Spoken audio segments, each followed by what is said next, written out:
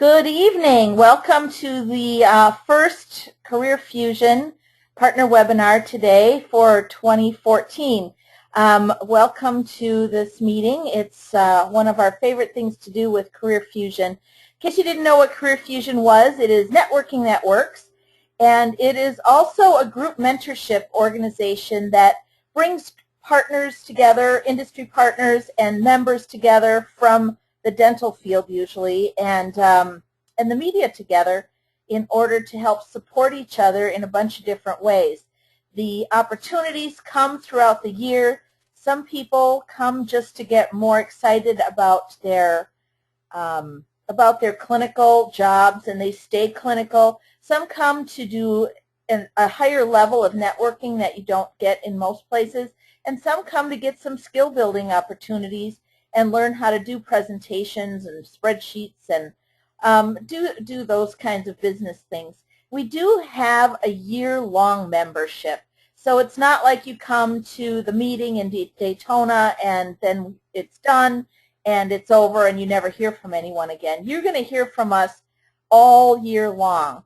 Not only do we have the 4.5-day retreat in January, we have a monthly Toastmasters meeting. We have a monthly book club where we take in-depth looks into some of the business books, and we've had a couple of the business book authors agree to lead the discussions coming up throughout the summer.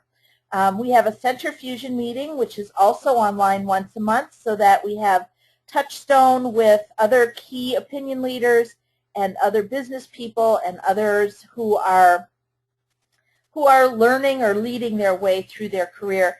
And we have these kind of webinars throughout the year as well, and we give our members opportunities to deliver the webinars, either a partner webinar, which is what we're doing today, or a spotlight webinar, which allows them to showcase some of their really unique features. I think we're going to have Nancy Brohan coming on later this year to talk about breastfeeding, which is something that we almost never hear about in the dental field.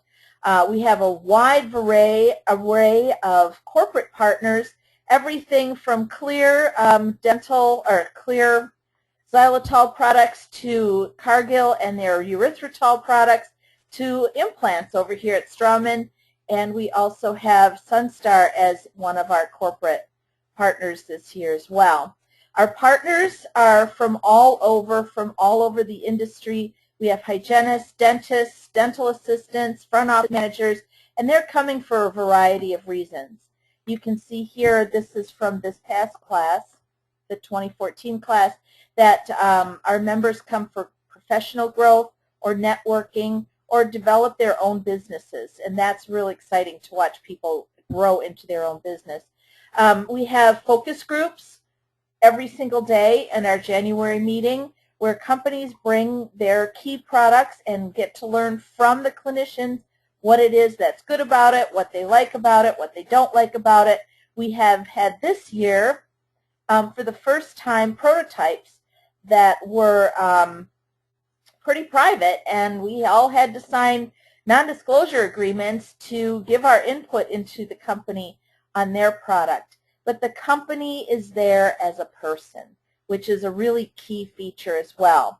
You don't just see the person who's selling the toothbrushes there. You see the person who is going to be making decisions about people who are going to write, people who are going to speak for them, at big meetings or small meetings, and networking. They're there to network. They are there to do focus groups on their products, and they learn from Career Fusion members. So we get to have a lot of input at the very beginning.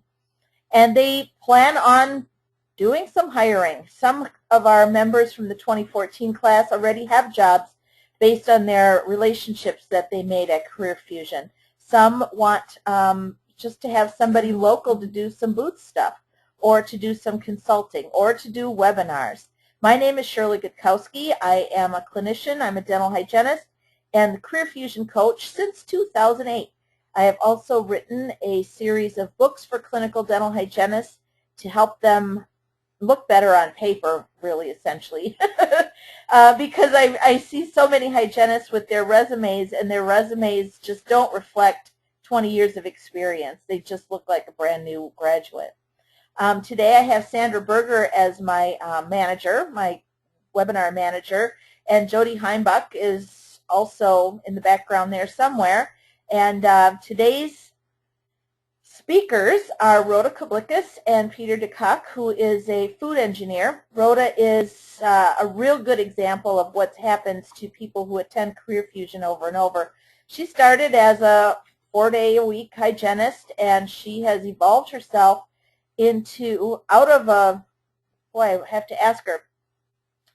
clinical chairside position into a territory manager for Clear, and she has a traveling job now, and she's rarely at home, or she's at home as much as she wants to be, and she also does clinical, so she's still chairside one day a week or something like that. I think it's 1 day a week.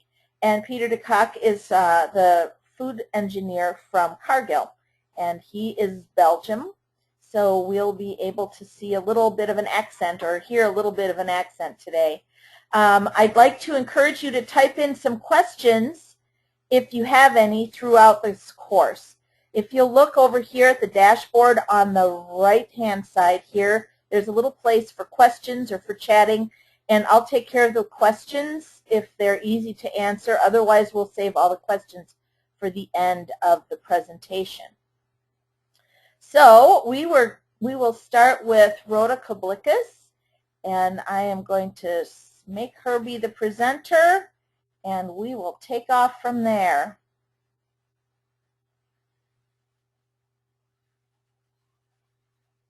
Hi, Rhoda. Don't forget to unmute yourself.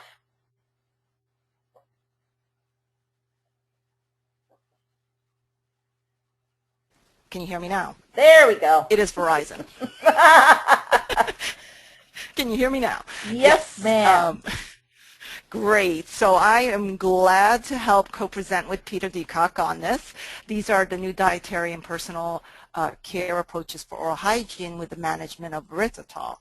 So this is our learning objectives. We're going to review oral care options, list the erythritol characteristics, as you see there in the 4 bullet points. And Peter is also going to discuss erythritol in vitro and the clinical benefit and research. And he has some exciting news about new erythritol products. So let's move on. Here we are. As you can see, I'm representing the 5-carbon sugar xylitol, and Peter will be representing the 4-carbon sugar. All my clinical life, I have been trying to manage my patients as far as disruption of their biofilm. I still continue to practice, and you're right, Shirley, 1 day a week, but I've shifted from calling it plaque. I'm now into the biofilm. So here's how I explain it to my patients. If you look at the picture on the upper left, this is what they start out, little planktonic, floating planktonic cells, and then they create a slimy structure that grows into a lovely colony, and this colony has a wonderful intercellular communication, and sometimes they detach themselves and form other colonies. Makes it very difficult for the disruption of it. More and more we're seeing there's an oral systemic connection in explaining the biofilm. So what I do is I point to their oral cavity and I state plaque here while I'm pointing to their mouth. Then I move my hands over my heart and I say plaque here. Then I point to my brain and says plaque there. There are primary sites and secondary sites of biofilm infection, so we have to really pay attention when it comes to the biofilm management of our patients. The mouth is the gateway to the body. I love this slide. Thank you, Lisa Stillman, for this slide. Delta Dental has put this slide together to present that Dental plans are now starting to recognize those with heart disease and or diabetes and or pregnant should go in for more frequent oral care to maintain that biofilm. So what have we have as far as patient oral care? Our choices are your classic FBI. From the beginning, I'd tell them brush and floss, brush and floss. I sounded like a parrot, but we moved on and evolved and added a couple of other things, the fluorides, the varnishes. 75% of our population is getting fluoride through their water if they're not drinking bottled. And we go through their scaling and root maintenance and the scaling and root planing. So here's FBI. That's what it looks like. You're going to have the patients flossing first, brushing, then irrigating. That's what I've encouraged them to do. Fluoride. It's increased over the years, but caries is still the #1 childhood disease. It really gets to me to know that that many kids from 6 to 19 are still getting cavities, 22%. 60% of elderly population 75 and years up are still getting cavities. So naturally in my mind, because fluoride has been on the increase, caries is not a fluoride deficient disease. Does that make sense? Caries is a bacterial infection mitigated by our oral pH. If you remember our state boards a million years ago, enamel starts to dissolve at the pH of 5.5. Cementum begins to demineralize at the pH of 6.7. With that in mind, we have to think of keeping a balance within our oral cavity. Your best case scenario is that you are spending more time remineralizing or more basic pH. That's what we want to do for our patients to establish that. But somehow we're getting away from that because Americans love sugar. We consume about 151 pounds of sugar a year. That's a whole person. This equals about 20% of our calorie intake. And when you think about it, the average American takes 31 teaspoons of sugar daily. But that's not the problem. The problem is they are allowing to have these sugar rushes and acid attacks throughout the day. They're constantly in an acidic state. The World Health Organization just published a study. If you reduce your caloric intake to 10%, so before, that would mean 15.5 teaspoonfuls of sugar a day. It can minimize your caries risk throughout your lifetime, reducing your caries. But how many of my teenage kids I know don't like to give up that 1 can of soda? That can of soda has 8 to 10 teaspoonfuls, and they don't drink it in one sitting. They're drinking it all day. There's different types of sweeteners that we have. We have bulk sweeteners like cane sugar, xylitol, and erythritol. I am sure you've heard of those, but for our intensive purposes, we're going to talk about bulk sweeteners tonight. Our intense sweeteners are sucralose, which is in the little yellow packet, and aspartame is in the blue, and saccharin is the pink. It takes only a minuscule to sweeten something with that. With bulk sugar, it's a sweetest sugar, and so you only need the same amount of sugar.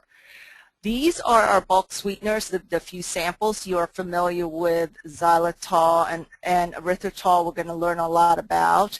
We've seen sorbitol and mannitol. Those are the 6-carbon sugars that my patients used to suck on sugar-free candies from sorbitol years ago, my diabetic patients that would come in every 3 months.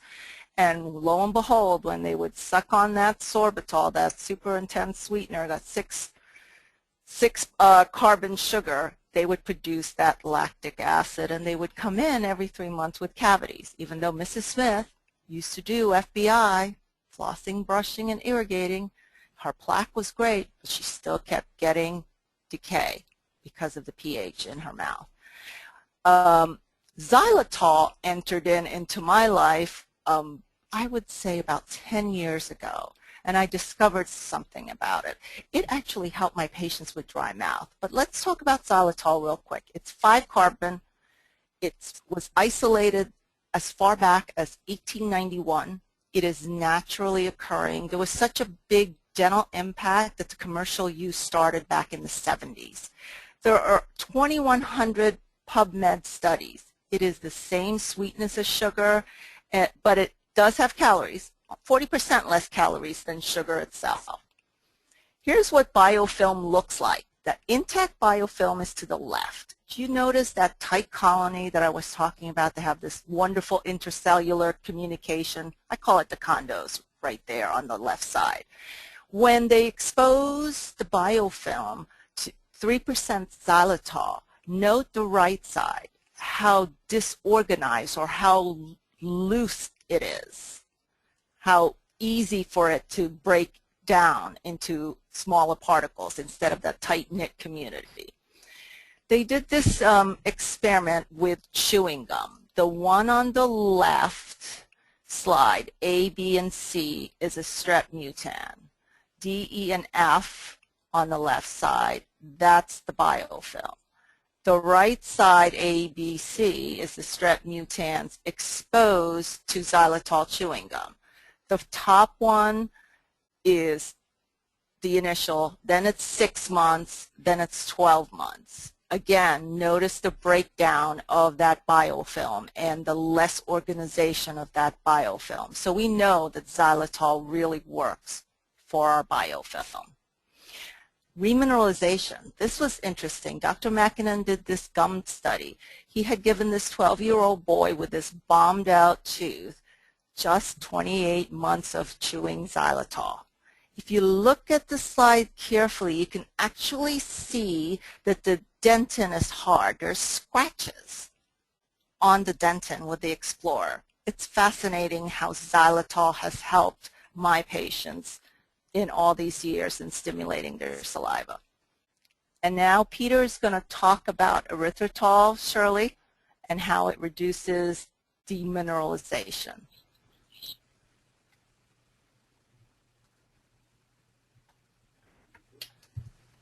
All right, let's get Peter all ramped up here. Okay, here I am. So let me introduce erythritol. First a general introduction and then go into the science. When I would ask you what are the properties of the ideal bulk sweetener, then most likely in this audience I would expect people immediately to say, well, it should not harm your teeth. And preferably be free of calories. It should not raise your blood sugar or your blood insulin. It should be well tolerated, and it should taste like sugar and behave like sugar when you use it in cooking.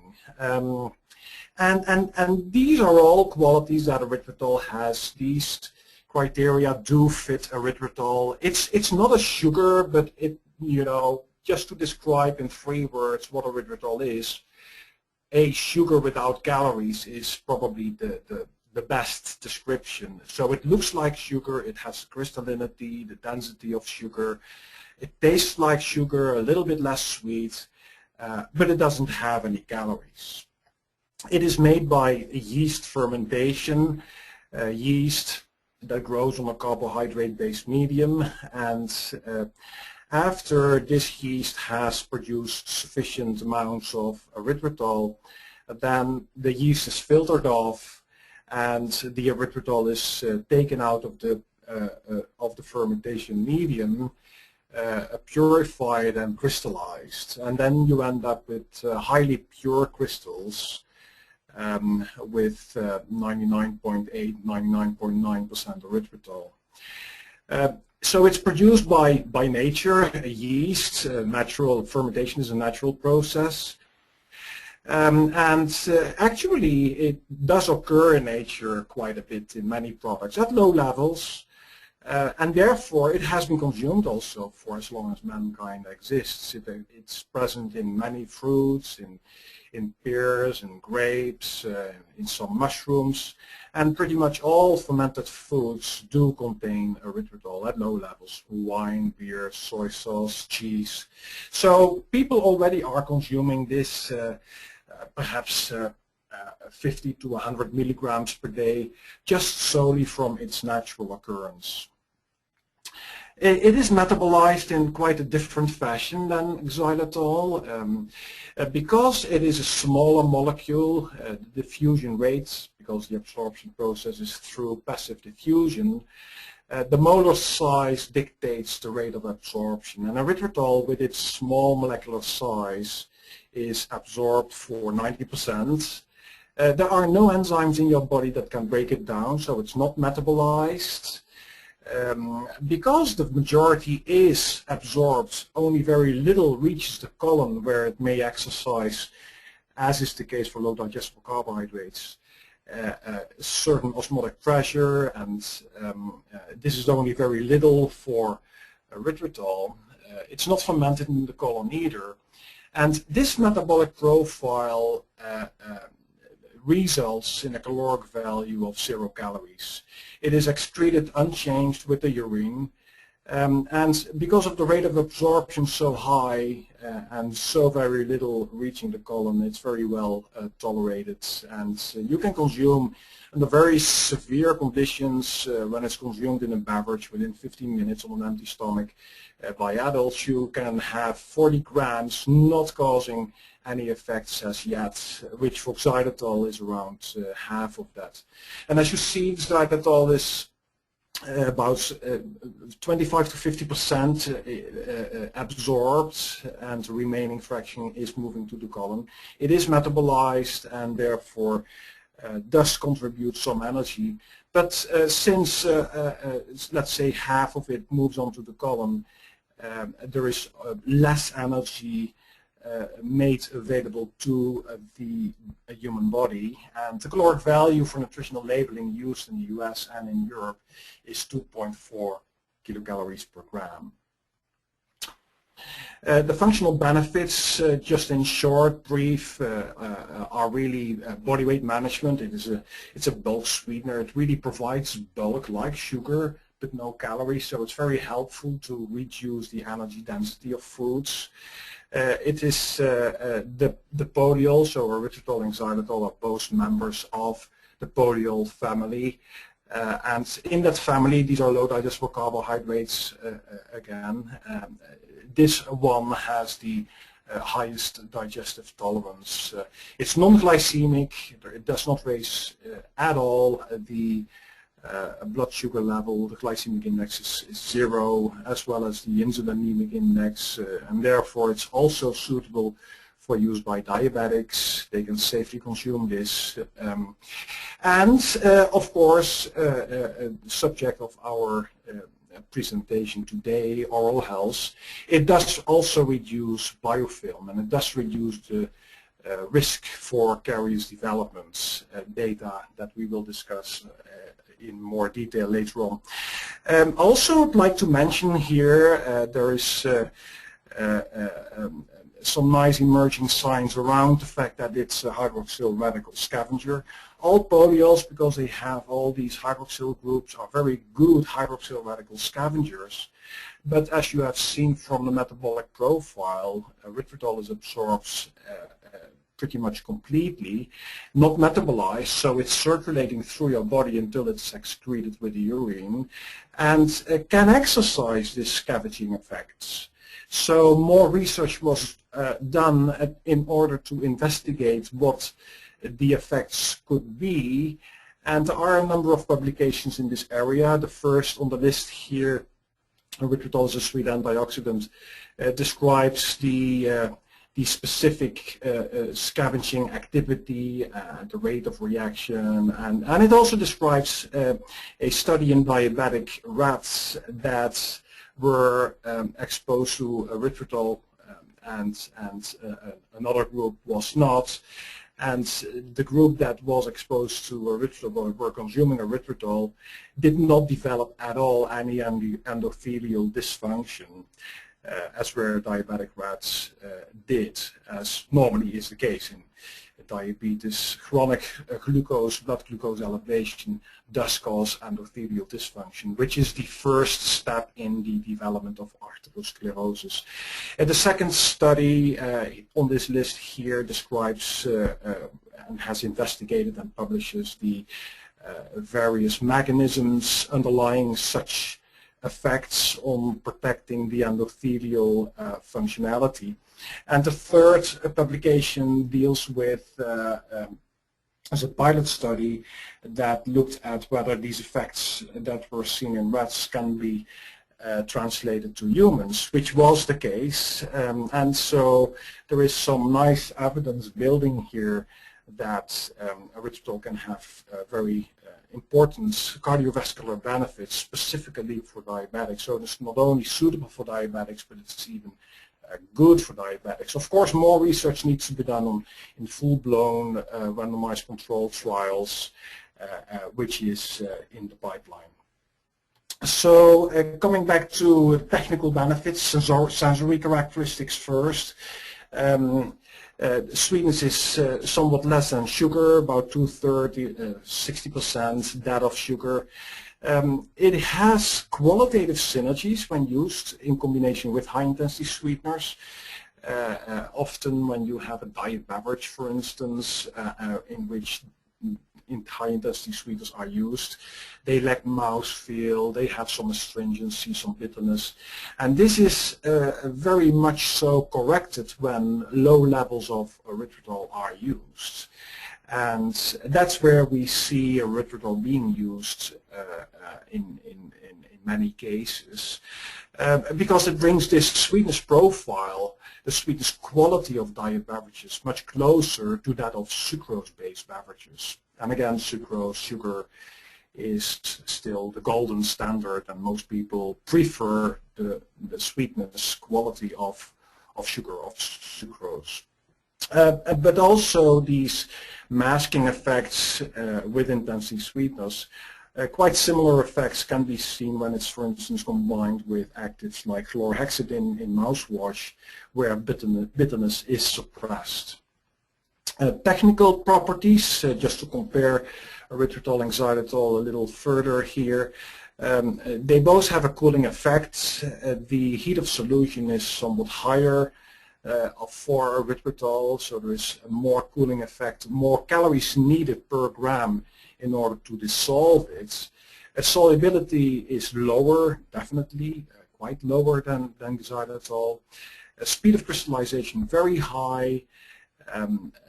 The melting temperature a little bit higher, and then the two at the bottom deliquescent points is relating to at which relative humidity these crystals start to dissolve spontaneously, which is at a much higher level for erythritol. So the hygroscopicity is less for erythritol than for xylitol, and that is also why it provides moisture barrier properties in certain applications. So these are properties that are important for the product developers to take notice of, and some applications fit better one polyol than the other for that reason. The use of erythritol is quite wide, spread in many different types of food applications. Of course, pretty much all do traditionally contain sugar, and their sugar is replaced. So confectionery products like chewing gum and candies, it is being used in bakery products, in dairy products, fruit preparations.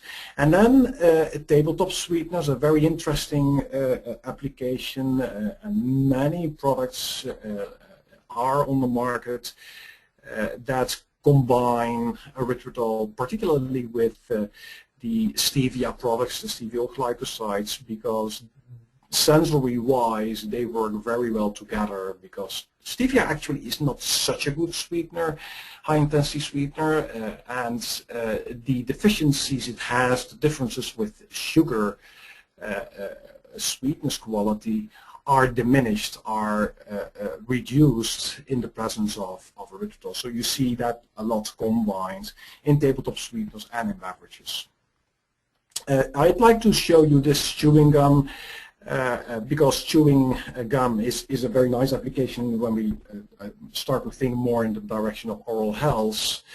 And so this is an example of a chewing gum that is formulated solely with erythritol. And the nice thing about this product is that it does not only have these oral health benefits, but also it is 0 calories. So this chewing gum does not contribute any energy, not even 1 calorie. It is really 0 calorie.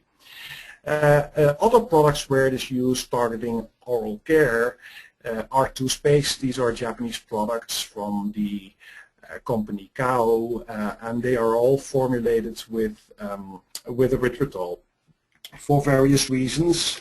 It's present in some of them even in crystalline form, which helps to in the process of toothbrushing. The physical cleaning, removal of dental plaque is easier when these crystals are present, and this is because the crystal form is very easy to obtain and to maintain for erythritol.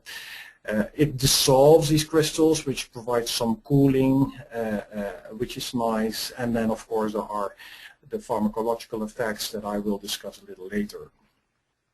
So let's go into the science. Already quite some time ago, in vitro tests have been done to confirm the non-cariogenicity of erythritol, and this is a chart produced by the so-called Müllemann test, or the in vivo plaque pH test, that is also included in the Code of Federal Regulations. When you want to test a product, whether it's tooth-friendly, when you want to make the claim it does not promote tooth decay, these products have to pass such tests. And this is with subjects that have grown their biofilm, their dental plaque, for a few days, and then they consume this product, in this case an erythritol-based lozenge, candy, and the pH should not drop in that half-hour exposure below 5.7, because otherwise it would get too close to the 5.5 pH that Rhoda already mentioned, at which demineralization starts to occur for the tooth enamel. And then later on in the curve you see the drop below the 5.7, which is for the sucrose solution, and this has to be included in the test as well, always, in order to demonstrate that this particular test subject is an appropriate test subject. So this is the typical non-cariogenicity test, and it has been published back in '92 by Kawanabe already, that erythritol is a very poor nutrient for microbes, for Streptococcus, all kinds of species of Streptococcus, mutans, Sweeteners, many others, lactobacilli. All these microorganisms cannot ferment erythritol and produce acid from it. So Kawanabe published this in '92, and you see here the reference, non-cariogenicity of erythritol as a substrate. And in that publication, he also reported some tests with pathogen-free rats that were infected with Streptococcus subrinus or with Streptococcus mutans. And he compared a normal diet that contains either starch or glucose with a diet that contains, instead of sucrose, erythritol, or a combination of erythritol with starch. And in all these cases where erythritol was present in the diet, there was significant less caries developments. In fact, there was hardly any caries developments. Much later, here some results from Söderling's research from Turku University in Finland, She and her team has done a lot of research in this area. This particular research was targeting the biofilm, the way these different microbes that you see in this chart, whether in the presence or absence of xylitol or erythritol, adhere to a smooth glass surface, whether they build a biofilm on that glass surface. Some microbes you see not so much impact, in some you see xylitol having more impact, in others erythritol more impact. And what is clear that in any case, both xylitol and erythritol reduce this cell adhesion, and this is really very important and links back to the presentation from Rhoda, where she said that biofilm is really at the core of the of oral health, and when you grow biofilm, you do increase risk of dental caries. So reducing biofilm formation is directly associated with reduction of cell adhesion. When these microbes cannot really adhere to your tooth enamel, then there is no biofilm development. So this is very important. The other thing I'd like to mention here is that because of some strains there is more impact by xylitol and on others more by erythritol, there apparently is some difference in the mechanism of action. And that is quite interesting because that makes perhaps the use of combinations of both these polyols more interesting in some instances. Further, more recent research by Hashino in Japan looking at biofilm, dual biofilm composed of Streptococcus gordoni and Porphyromonas gingivalis, which is involved in periodontal diseases. That research, also xylitol, sorbitol, and erythritol, was used to look at their impact on this biofilm, and it was demonstrated in this study that there is a suppression, a moderate suppression of the Streptococcus gordoni monotypic biofilm formation, but more importantly, in the mixed biofilm, where Porphyromonas gingivalis is growing, there was a most effective reduction of this microbe accumulation in this mixed biofilm in the presence of erythritol in comparison to xylitol and sorbitol. So that was some nice results for erythritol, and Hashino did investigate also the various pathways through which these effects are obtained, and has provided more insight into the mechanism of action for erythritol. Moving on to human studies, Kauko Mäkinen, Professor Mäkinen, mentioned earlier by Rhoda already, he has done a tremendous amount of work on xylitol, and in the past 15 years also has worked a lot on erythritol. And the reason why he got interested in erythritol is because it is a smaller molecule, and he has some hypothesis that the smaller the molecule, the higher the effectiveness, the efficiency. And he did some very early on some in vitro work with different strains of Streptococcus mutans, and these strains were grown in a good growth medium for this species. And then he used these different polyols, sorbitol, D-glucitol in this chart, it's the same product, sorbitol, erythritol, and xylitol. And in the presence of these polyols, it was most striking that for 3 of these Streptococcus mutant species, there was even a reduction after a certain cultivation time.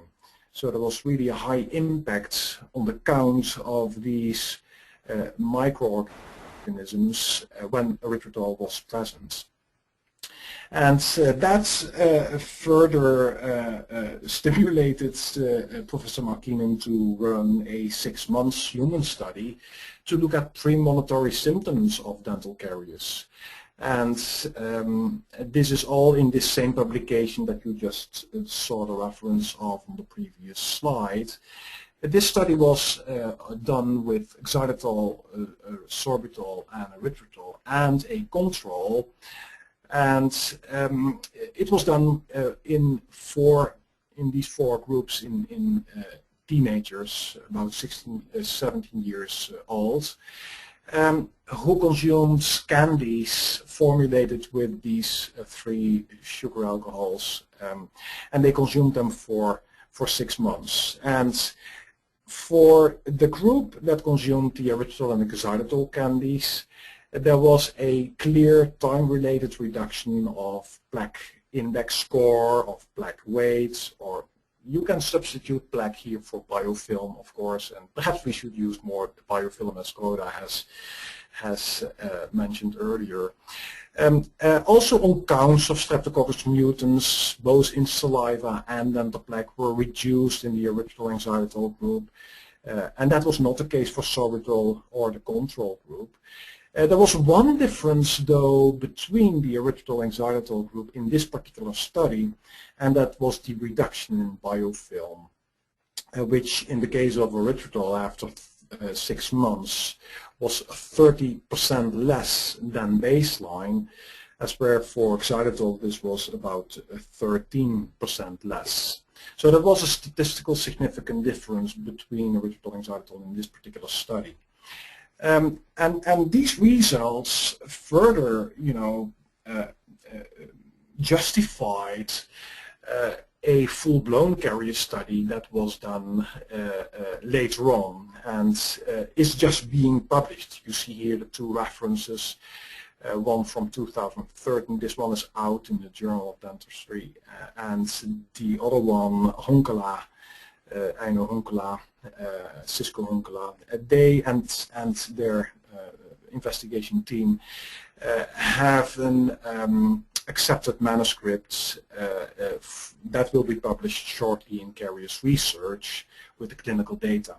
Now let me just discuss this study briefly. This was a 3-year study, a double-blind, parallel, randomized control study in primary school children. More than 150 subjects per group, 3 groups, sorbitol, xylitol, and erythritol, and looking at the efficacy of long-term daily use of those candies. So this was not for chewing gum, again, like in the premonitory symptoms study, 6-month study mentioned earlier.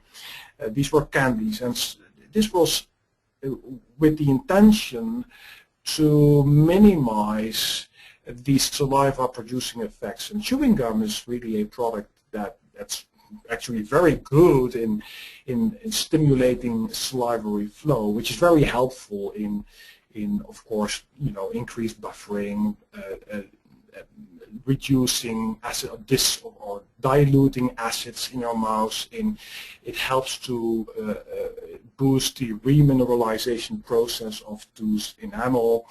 But we wanted to exclude that as much as possible so that we looked more precisely to the pharmacological effects of the individual polyols. So caries development was looked at, plaque weight or biofilm weight and biochemistry, microbiology, and the use conditions chosen by the investigators were also quite realistic.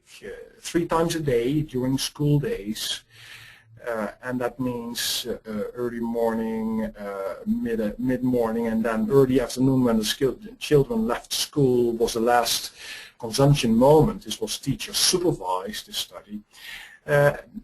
These were the only moments that these children consumed these candies. Only during school days, not during vacation, not during the weekend, so only 200 days a year, 3 times a day. And these conditions were chosen as such because the investigators wanted to use conditions that can be adhered to under normal daily life conditions.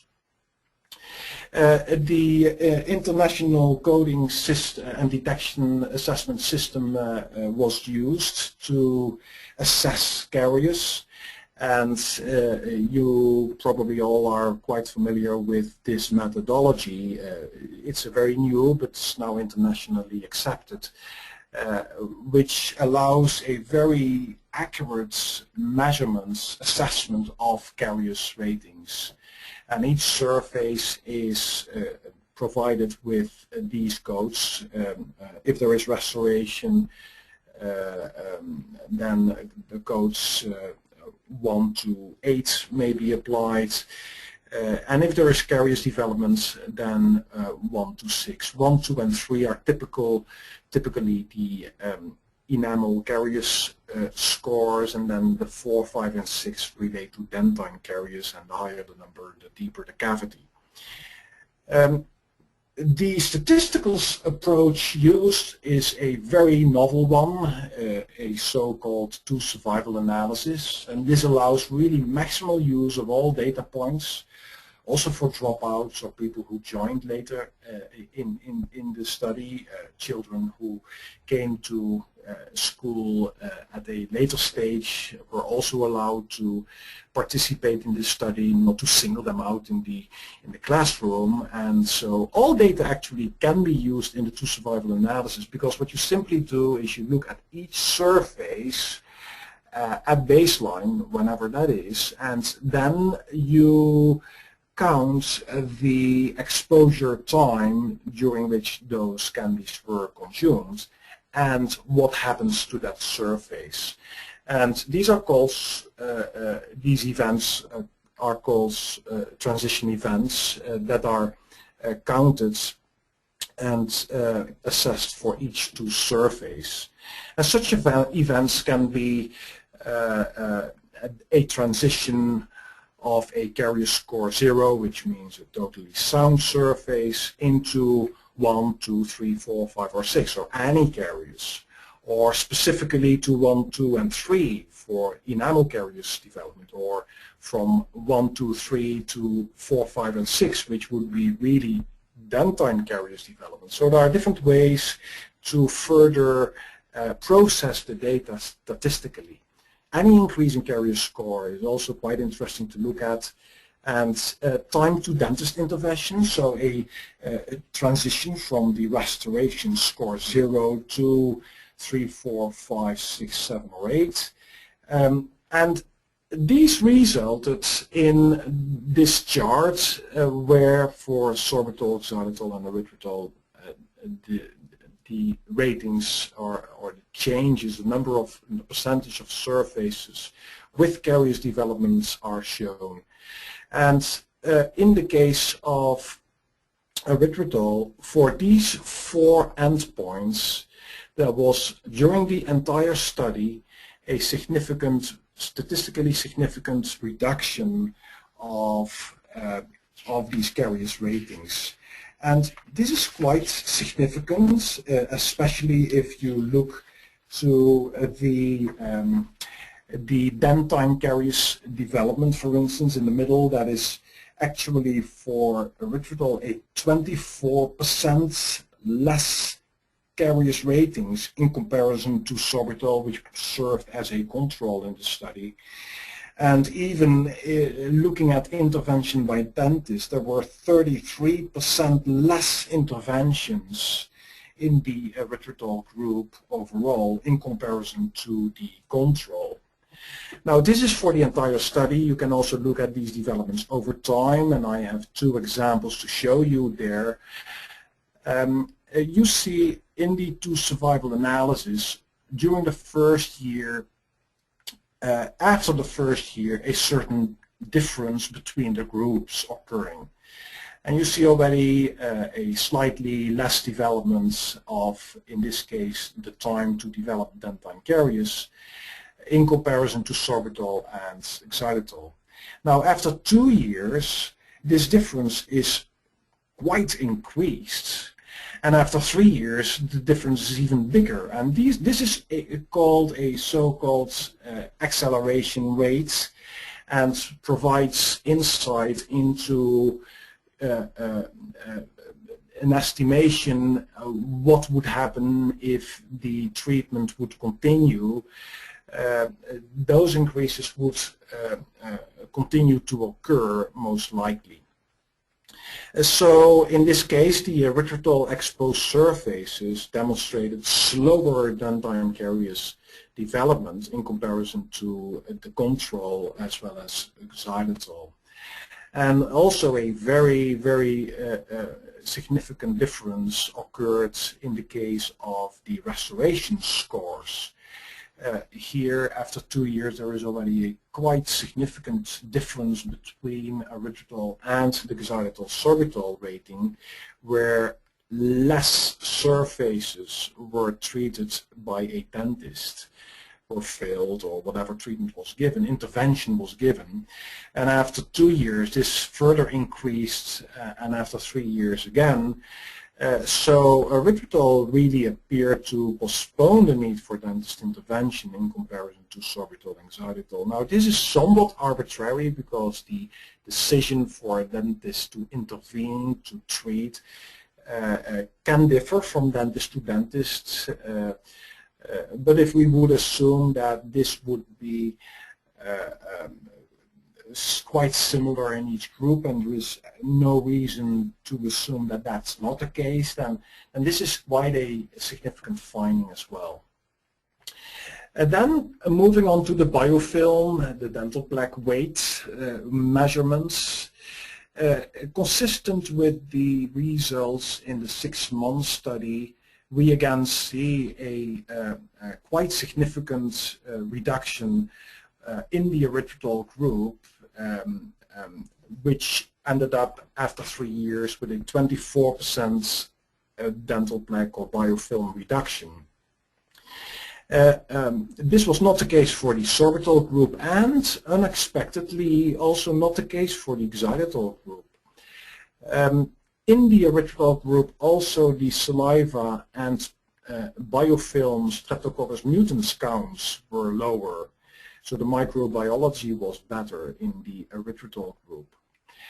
So overall, this caries study showed only significant caries reduction and dental plaque reduction, and some of these Streptococcus mutans counts reduction in the erythritol group. And the absence of an effect for xylitol was hypothesized by the investigators to relate to a likely too mild treatment for xylitol in this particular study. The test products also were pressed candies, not a chewing gum. In most of the human studies conducted with xylitol, the xylitol was formulated, provided in a chewing gum, and chewing a gum itself already has a caries reducing effect. So it's quite difficult sometimes to differentiate what is the main contributor to the reducing effects. There is also some physical chemical difference that might have impacts on these effects. The lower solubility will result in a slower dissolving of the erythritol, meaning that the exposure time is longer. And also again the lower molecular weights, which in this case may relate to a faster and deeper penetration into the biofilm, and thereby better capability to break it up. But overall, it has to be mentioned as well that in all the 3 intervention groups, there were quite few new caries lesions in comparison to the general population. This was tested as well. So for all 3, there were definitely less caries developments in comparison to children who did not have had any treatment at all. Now this can relate also to the oral hygiene education and training that was provided during the entire study of 3 years. These children got also dietary advice, and all this has also contributed probably to these results. And the few new carious lesions, of course, then make it also much more difficult to find differences between the polyols. But at the same time, that does underpin the efficacy of, that is, the high efficacy of erythritol, for which a difference was found. So overall, to conclude, erythritol, is this really an ingredient that can, allow us all to develop a new oral hygiene approach, a new generation? So let me first say that many human studies have shown caries reducing effects for xylitol. So please do not mistake this this study. Xylitol does have these effects, caries reducing effects. That has been demonstrated in many studies. But under certain use conditions, like in this study, mild exposures, erythritol may be perhaps more effective than xylitol. And also combinations of erythritol and xylitol may provide synergism that actually may help to develop this new oral hygiene approach, new formulations that do even a better job than ever before. My last slide shows you some products that do contain erythritol that are on the US market.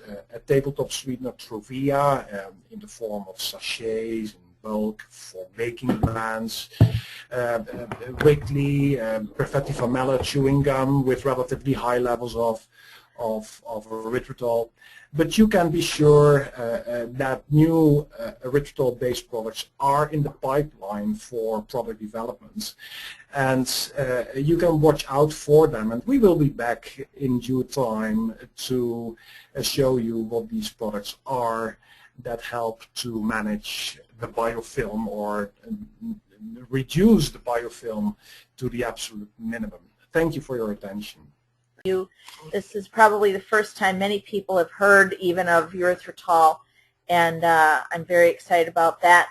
You're going to hear a lot more from a lot more of our companies with a different angle and a different perspective and different information from our corporate part. We save room for you. Please come and be a member yourself of Career Fusion. It's fun, it's exciting, you get to have input into stuff that you'd have probably never had time to have or have the opportunity to have input in. You can join us on Mondays on Crosslink Radio. We have our little radio show on Monday, Career Fusion Monday morning. And the rest of the week we have quite a few other topics that we cover at 7 o'clock in the morning on Blog Talk Radio, or you can also find us as a podcast on Stitcher.com. Also, please like us, follow us, find us all over the internet. We're everywhere. You can't get away from us. We're going to haunt you. No, I'm kidding. Thanks, everybody. Have a great rest of the night, and have a great rest of the week. Thank you.